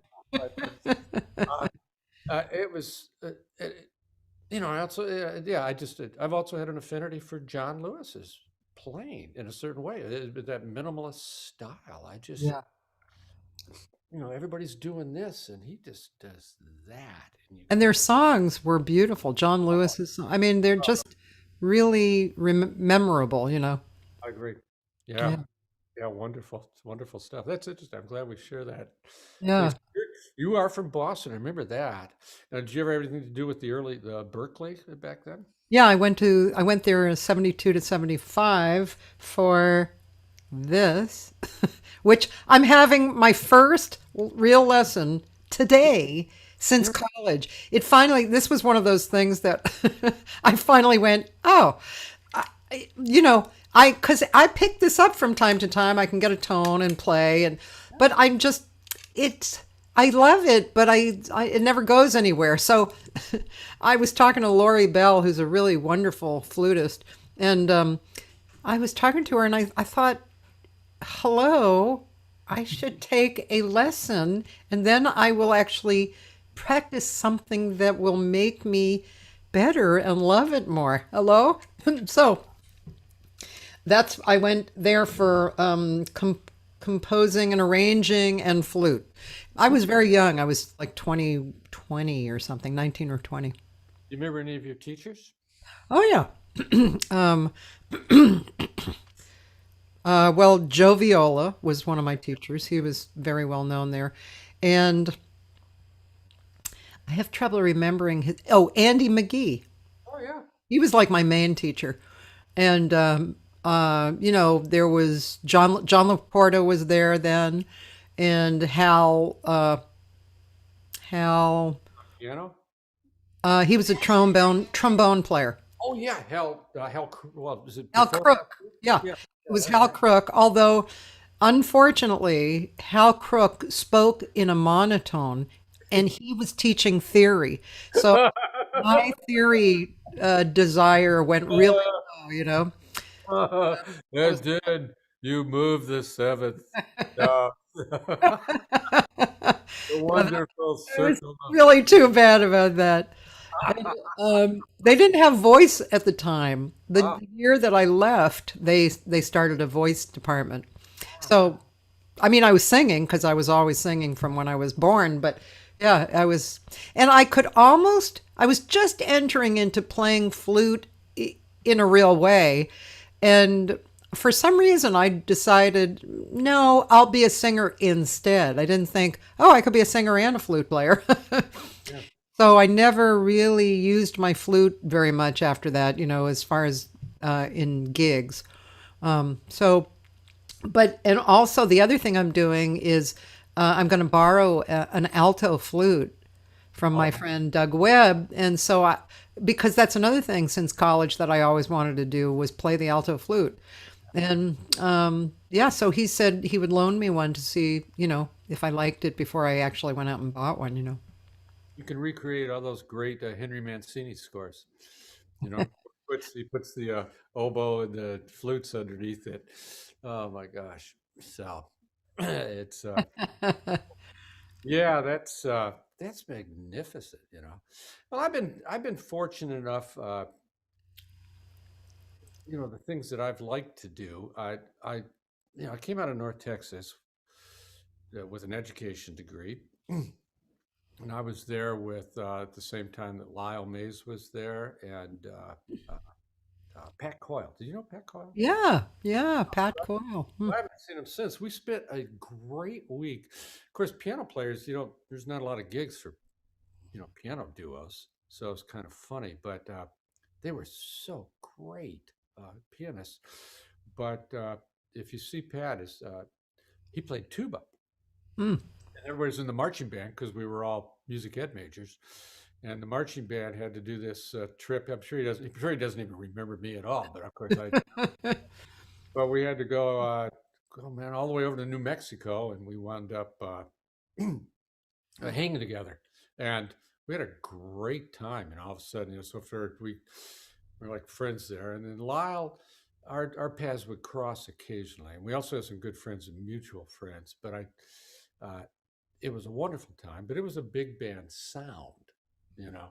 And so when I came out to Michigan State, and they said, well, the person who had been here was a grad student, and they said, you want it. So I was able to do it, and I took it, and I did the band, and it turned out really well.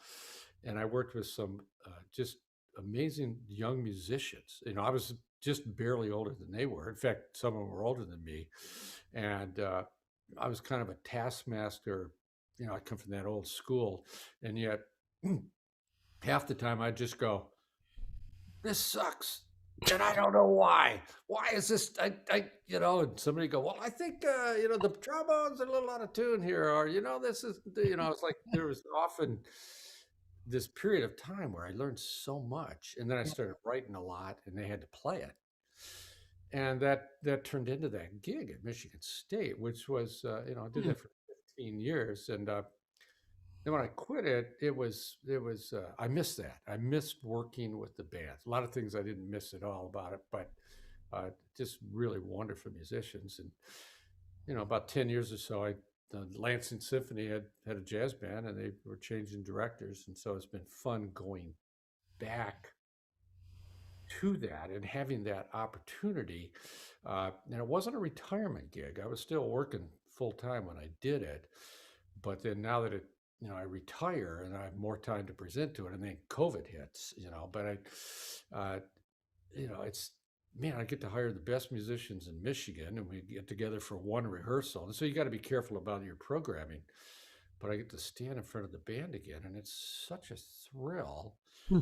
And I really thought I was going to be able to present, just spend a lot of more time and stuff. And then it was like, hey, guess what? No more concerts, and who knows when.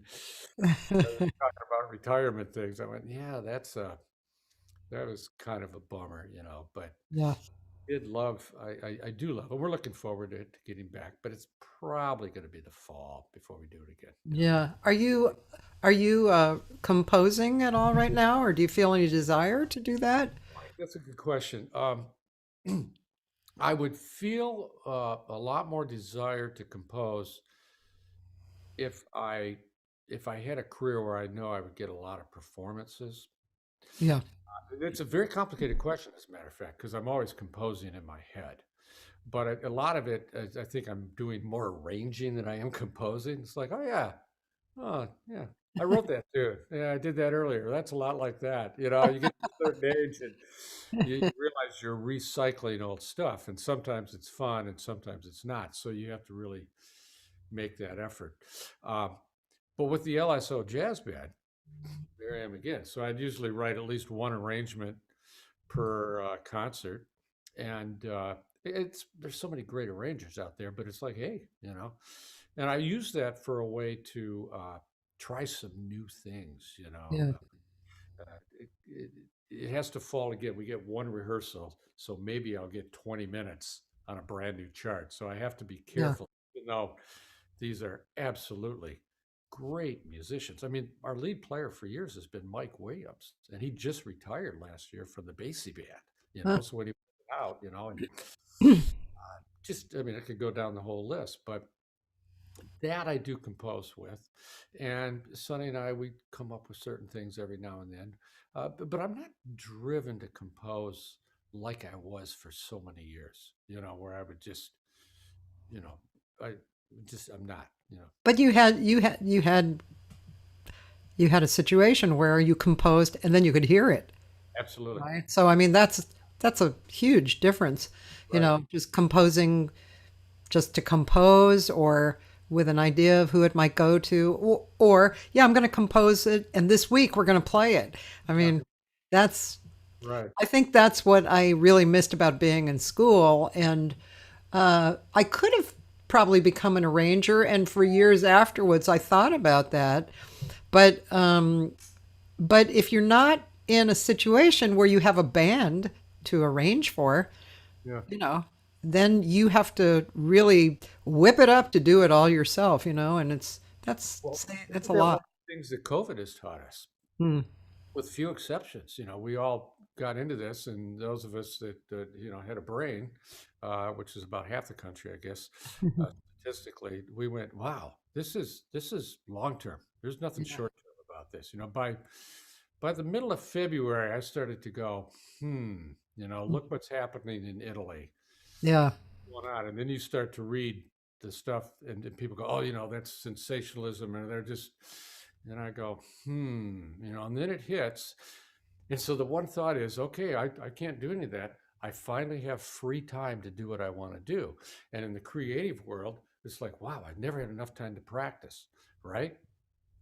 But most of my friends that are musicians stop playing. That's true.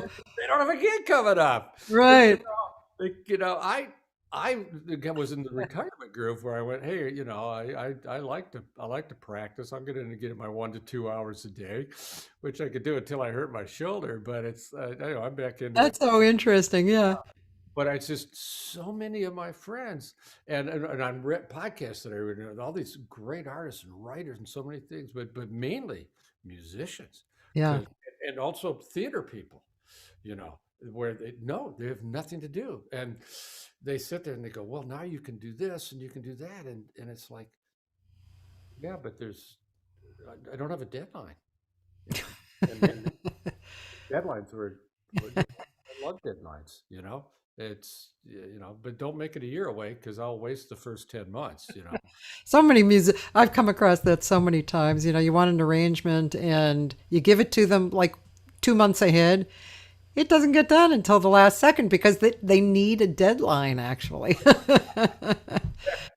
That's me in so many ways. Occasionally not, but yeah, usually that was big pieces. I've been able to write a couple concertos for some really marvelous people, and including a tuba concerto that actually does get played occasionally. And after the first performance, and I knew there was going to be a second one right away, pretty soon, I took the time to do a bunch of revisions. And I took the time, and it was fun. I just went, wow, that was pretty good. But now let's rethink this. Let's, without really rushing it. And it was really, it was nice, but that was not something that was normal for me. It was normally like, ooh, tomorrow, okay, I'll be doing it. Oh, but yeah, I don't know. That's it. So, have you ever taken, you didn't take voice lessons at Berkeley. Did you take voice No. lessons in California at all or anything? Yeah, well, I did around college time. I did end up taking voice lessons because not at Berkeley, but Rebecca Paris's uncle had written this book, which I can't remember. I still have it, and it's actually still somewhat popular book. And the reason I went down that road was because I actually damaged my voice because I really didn't know what I was doing. I was just singing, and of course at that time, we were singing funk and rock and everything. So, and then basically I came to California, and I went through a few teachers for a minute, and then found a teacher who, Sonny and Kevin Latow, we all went to Helen McComas. Yeah, so she was my, my leading light for a long time, and I even really up to now I still use the information that I got from her in my teaching. And then when Helen passed away, and whatever, actually a few years ago, because I have this chronic cough, right? Mhm. I just I was not enjoying my singing, and I seriously was thinking of not singing because I wasn't enjoying the process of singing. It was difficult. Then I found my current teacher, this a classical teacher named Stephen Kronauer, who he's just when you find your teacher, it's spiritual, and it's he knows I'm a jazz singer, I'm a teacher, I'm spiritual, and he he led me back to my voice, which is just so nice. And I still need to practice more than I practice, but my voice has changed. It's connected again, and so yeah. So that was Feeling, isn't it? And your it's a great recent feeling. stuff has been awesome. Say that again. Your recent stuff that you've been sending us is Oh, thanks. awesome. It's like, man, is that beautiful stuff? Thanks. So, yeah, Yeah, it's interesting. As a matter of fact, the new song I've been working on, I invited a singer named Paul Jost to sing with me, and it's a slow song. I'm not going to say it online what it is yet, but uh, it's a slow song and it's very intimate.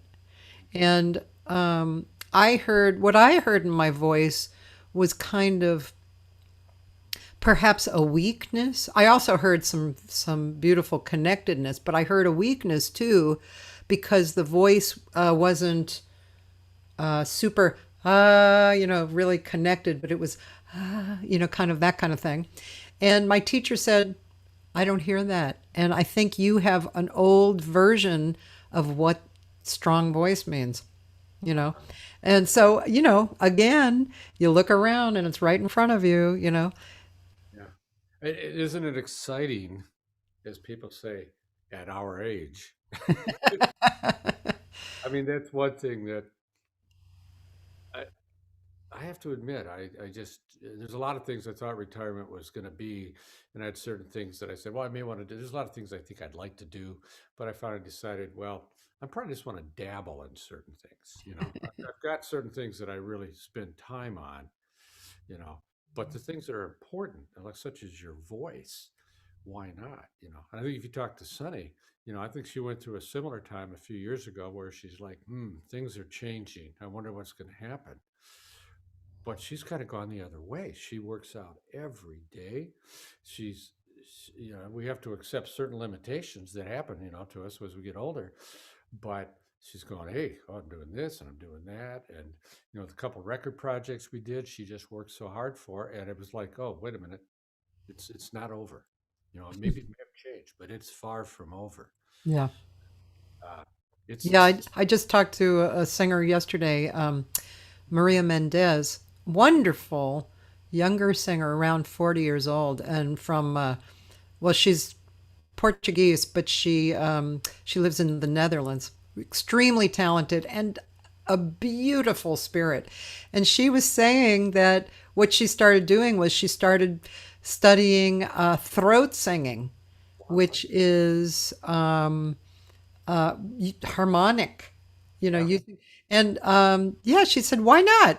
I want to learn something new about singing. And she had studied classical. She was going to be a singer for most of her early life. And then she found jazz and decided she wanted to change. But yeah, I mean, I think it's great to, study something new. And especially, yeah, like you said before, a lot of players, and myself included, don't get to the piano or go to the practice room so much right now, and it's a little challenging. You have to inspire yourself to. yeah. And it's my case is different just because I kind of got into the groove. It Yeah, a lot of the time, and it's just totally self motivated because I like to do things and along those lines. But I don't have to do that gig in 2 weeks. yeah, I'm just like, my technique needs to be better. I'm trying to do this. My gosh, what else am I going to do with my time? And it's been that's kind of a different motivation than because I'm more the composition one. Well, I don't have anything out there, so no, I'm not sitting here composing. I was there's a great Richard Rogers uh, bio. It's 2 hours long. I remember seeing it a few years ago, and they're talking to him, and it's about 1965, and somebody says, "Well, do you ever write tunes for fun?" And he goes, "What?" I mean, he's like, "No, why would I?" And he goes, "No." He said, you pay me, I'll write a tune." And so you go, yeah, I kind of get that, but it was a little bit. But then you look out and you find out that the guy wrote like over 200 Broadway shows. I mean, yeah. Wow. how did he actually have off? I Yeah. mean, like, but it was like, yeah, no, And he got his satisfaction out of writing beautiful songs. oh, You know. amazing. Yeah, with everybody he worked with. Yeah, I'm some of his songs are my favorite songs from Yeah, that period. pretty Hey, malleable. I just want to point out, it's been 2 hours and you did not push the red button. I didn't. That's, yeah. Ron, this has been so much fun. I always love talking to you, and but this is like really focused on you and I for 2 hours, which is really fun. Yeah. Well, I got to tell you, uh, like I said, in about 6 months, when everybody's got the vaccine and we're all feeling good again, Gary, got to get back out here and see us. And who knows, we may wind up there in LA too. I'm sure Sonny's going to be out, but I'd like to too. I'd like to get Jim to get me back on some recording projects out there, because that was one of the few things. I have a good buddy out there that does quite a bit. And every now and then he would call me up, say, "Hey, you want to play piano on a thing?" I go, "Yes, I do." That's we ain't doing that. I go, "I still got the time." And, yeah, yeah, it's just been. Well, can't wait to see you again. Yeah, I can't wait to see you too. And yeah, thanks for being on. And I'm just going to tell people too that what I've started. I don't know if I told you guys this yet, you and Sonny, but I another one of those things. I just looked around and I went, oh, I could be doing. So anyway, last week I started posting on my days off because I went down to 3 days a week live. Like you were So a crazy woman before. I know 6 days a week. Ooh. I mean, it felt good. Felt good for however many months that was. But now I've started to, on my days off, post at noon all the archives, Yeah. and it's really been fun. And I think people actually, when I went down to 3 days a week, they kind of dropped off a little bit because they could say, oh, I wonder who Cathy has on today, and then just tune in.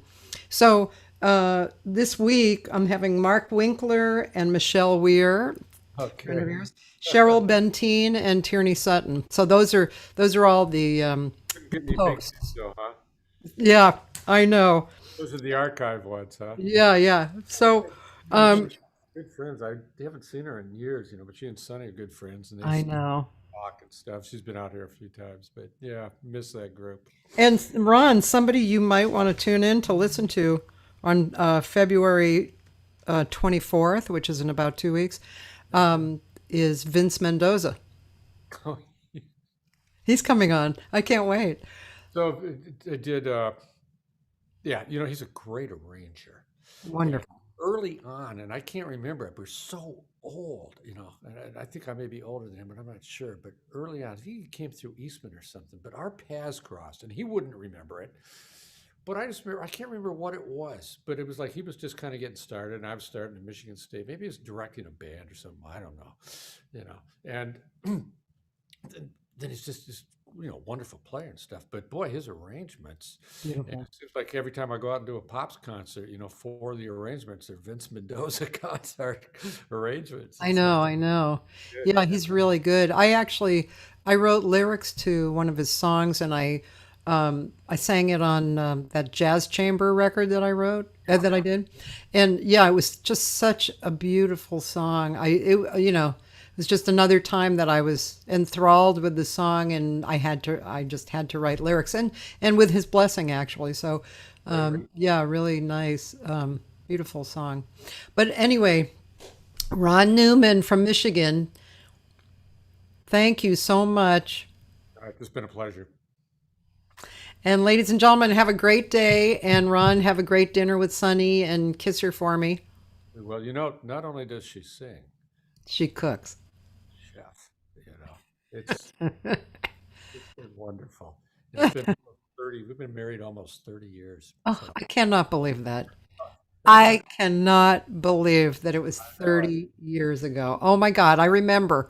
I remember when she was going, should I marry him? I was going to look this up. I forgot to tell you, but it's possible that it was exactly 29 years ago to this date when we had our fateful got together with Charlie Argersinger's dinner. That's where we met. And it could have actually been on this date. I could have checked the calendar. It was the Saturday at the IJE convention. I should have checked that out. But it's exactly 29 years ago that we met. I fell in love right then, I got to tell you. It's day one. Well, she made the right choice. I know I did. Okay. Mwah. I love you so much. All right. Bye-bye. Thanks. Bye. Bye, everybody.